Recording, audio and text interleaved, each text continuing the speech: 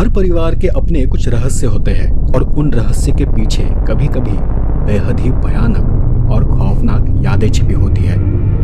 ऐसी यादें या ऐसे किस्से जो हमारे घर वाले हमें कभी सुनाना नहीं चाहेंगे। ये ऐसी कहानियां होती है जो कि रात के अंधेरों में दबी आवाज में सुनाई जाती है। मैंने जो कहानी सुनी थी वो मेरी दादी ने मुझे सुनाई थी। ये कहानी मेरे दादाजी और एक चुड़ैल के बारे में है। उस दिन ये हुआ था कि पिताजी और मेरे दोनों चाचा अपने कुछ दोस्तों के साथ खेतों में पार्टी करने जाना चाहते थे और मेरी माँ उन्हें जाने से मना कर रही थी। असल में माँ को जितना भगवान में विश्वास था उससे कई ज्यादा वो भूत प्रेतों से डरती थी, बल्कि उनके नाम से भी वो सहम जाती थी।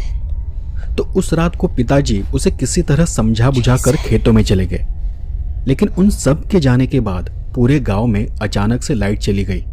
सब तरफ घना अंधेरा हो गया और वो भी ठीक खाने के वक्त। तो माँ तो एक कोने में जाकर बैठ गई। उस रात मैंने और चाची ने बाहर अंधेरे में बर्तन धोए। बाहर के गांव में सब तरफ लालटेन और गैस बत्ती की टिमटिमाती रोशनी नजर आ रही थी। सब काम वगैरह होने के बाद हम सभी औरतें एक कमरे में सोने चली गई। उस वक्त रात के 10 बज रहे होंगे। माँ उस वक्त तक अपनी जगह से उठी ही नहीं थी और वो सीधे सोने के कमरे में चली आई। वहां मैं, दादी, मेरी दोनों चाची और माँ थी। हम सभी औरतें एक साथ सोई थी। मैं दादी और चाची के बीच में सोई हुई थी और उस समय हम सब माँ की हालत को देखकर हंस रहे थे। और तब मेरी दादी ने कहा, क्या तुम चुड़ैल की कहानी सुनोगी? एक सच्ची कहानी। कहानी सुनाने से पहले उसने मेरी माँ से भी पूछा था कि तुम कहानी सुनोगी, लेकिन माँ समझ गई थी कि दादी कौन सी कहानी सुनाना चाहती है।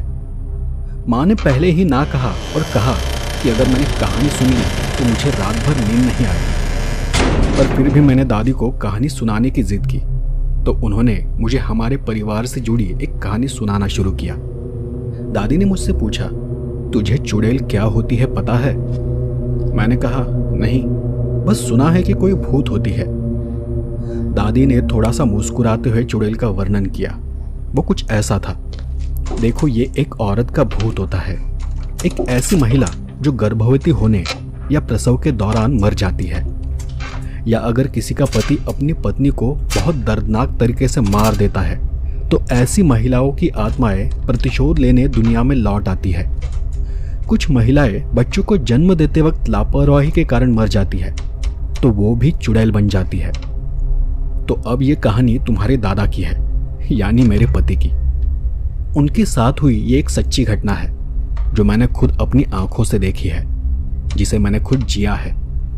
और ये कहानी घर में सबको पता है सिवाय तुम्हारे दादाजी का नाम जयपाल था।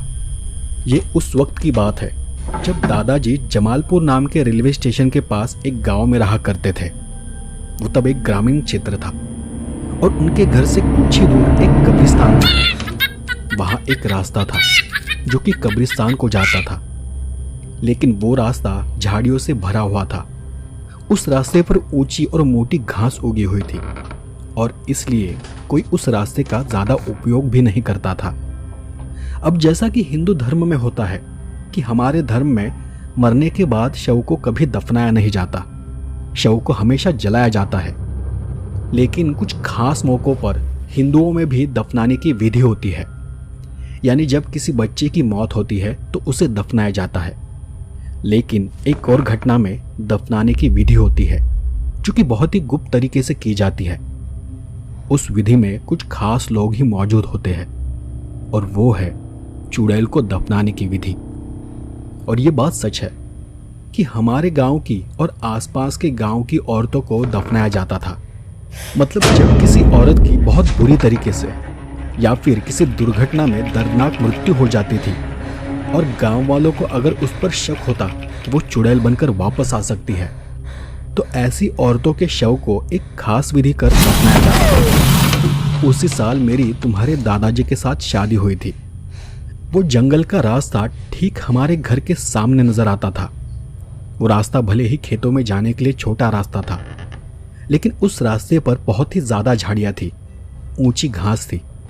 ऊपर से उस रास्ते में कब्रिस्तान था। इसलिए गांव के लोगों ने धीरे धीरे उस जंगल के रास्ते का उपयोग करना पूरी तरह से बंद कर दिया था। बस तुम्हारे दादाजी और मैं हम कभी कभी उस रास्ते का उपयोग करते थे। उसी रास्ते से अपने खेतों में जाया करते थे। उससे हमारा काफी समय भी बच जाता था। शादी के कुछ ही महीनों में मैं गर्भवती हो गई। हम दोनों को भी इस बात का आनंद था। लेकिन एक रोज तुम्हारे दादाजी ने मुझे खेतों में जाने से मना कर दिया। सिर्फ खेतों में ही नहीं बल्कि बाहर कहीं भी जाने से मना कर दिया, ताकि वो मेरा और हमारे बच्चे का ख्याल रख सके।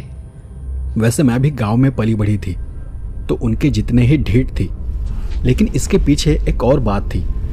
मतलब उस वक्त सब ऐसा ही करते थे, क्योंकि तब गांव में लोगों को इस बात का डर रहता था कि कहीं किसी महिला की गर्भावस्था में मौत हो गई तो वो चुड़ैल बन जाएगी, और इससे सिर्फ उस परिवार पर ही नहीं पर पूरे गांव पर आफत आ जाएगी। तो अब मैं प्रेग्नेंट थी, तो दादाजी ने अपनी माँ को मेरा ख्याल रखने के लिए वहां बुला लिया। और उस दौरान दादाजी कभी कभी खेतों में ही रह जाते थे, कभी आते भी तो बाहर के कमरे में ही सो जाते थे। हमारा वो दूसरा कमरा था। वो कमरा घर से बस 8 से 10 कदम दूर था, जहां पहले वो गाय और भैंसों को बांधा करते थे। लेकिन उन्हें बेचने के बाद उस कमरे का भी हमने उपयोग करना शुरू कर दिया था। दादाजी मेरा और हमारे बच्चे का पूरा ख्याल रखते थे। वो एक अच्छे इंसान थे, लेकिन जल्द ही वो एक भयानक स्थिति में फंसने वाले थे, जिसका उन्हें जरा भी अंदाजा नहीं था। तो हुआ यूं कि कुछ ही दिनों में मुझे दादाजी की हालत खराब दिखाई देने लगी। मतलब उनका हट्टा कट्टा शरीर सिकुड़ सा गया था। वो किसी बीमार इंसान की तरह दिखाई देने लगे थे। उनमें जो शारीरिक बदलाव हुए थे उन्हें नजरअंदाज करना मुश्किल था, और ये तो मैंने भी जान लिया था। उनका चेहरा सफेद दिखाई देने लगा था। आंखें हमेशा लाल दिखाई देती थी, जैसे उनकी कभी नींद ही ना पूरी होती हो। पर मुझे शक था कि उनके साथ कुछ तो बुरा हो रहा है, और शायद वो मुझसे कुछ छुपा रहे हैं। तो इसलिए मैंने उन्हें उनकी खराब हालत के बारे में पूछा भी था, लेकिन दादाजी ने उस बात को टाल दिया। उन्होंने यहाँ वहाँ की बातें की। अब एक तो मैं गर्भवती थी, और ऊपर से वो किसी बात को मुझसे छुपा रहे थे, और इसीलिए मुझे उनकी बहुत ज़्यादा चिंता होने लगी थी। मुझे तो कुछ भी समझ नहीं आ रहा था कि उन्हें क्या हो रहा है। और एक दिन मैं घर के बाहर बैठे बैठे धान को साफ कर रही थी कि अचानक मेरा ध्यान कब्रिस्तान की ओर जाने वाले जंगल के रास्ते पर चला गया। मैंने उस रास्ते को गौर से देखा, और मैं कुछ देर उसी तरफ देखती रही और सोचने लगी कि उस रास्ते पर पहले जैसी ऊंची घास नहीं दिखाई दे रही। झाड़ियां भी हटाई गई है। शायद किसी व्यक्ति ने वहां की घास को और झाड़ियों को हटाया था। मेरे मन में शंका उत्पन्न हुई कि इस रास्ते का उपयोग कोई ना कोई तो करता होगा, लेकिन हमारे सिवाय तो कोई इस रास्ते से आता जाता भी नहीं, और हाल फिलहाल में तो हमारा आना जाना भी बंद है। तो वहां की घास फूस को किसने हटाया होगा? मैंने दादाजी से पूछा, पर उन्हें भी उस बारे में कुछ पता नहीं था।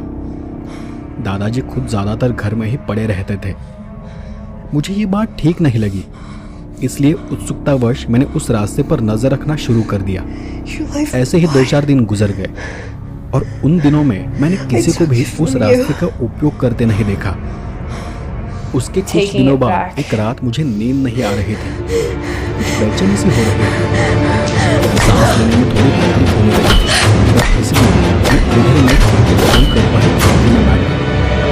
उसी समय मेरी नजर बाहर एक महिला पर पड़ी। वो औरत दिखने में बहुत ही सुंदर थी और जवान भी थी। वो देखने हैरान हो गई।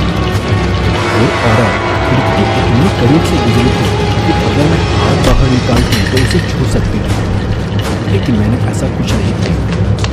मुझे लगा कि वो कोई पास के गांव की औरत होगी, शायद किसी को चुपके से मिलने अंधेरे में जंगल में चली गई होगी, या फिर किसी से मिलकर वो वापस आ रही होगी। क्योंकि अगर वो रास्ता भटक गई होती तो वो आसपास किसी न किसी को आवाज जरूर देती या फिर पूछताछ करती, लेकिन ऐसा कुछ भी नहीं था। अगले दिन सुबह जब मैं बाहर गई, तब मेरा ध्यान घर के आसपास पैरों के जो निशान थे उन पर चला गया। घर के चारों ओर गंदगी में पैरों के निशान बने हुए थे।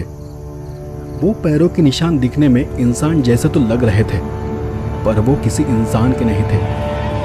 उन निशानों को देख लग रहा था कि मानो कोई इंसान उल्टे पैरों से चलकर गया हो, क्योंकि सामान्यतः हम लोग जब चलते हैं तो एड़ी पर जोर पड़ता है, यानी एड़ी का निशान गहरा और ठोस होता है और उंगलियों के निशान हल्के पड़ते हैं।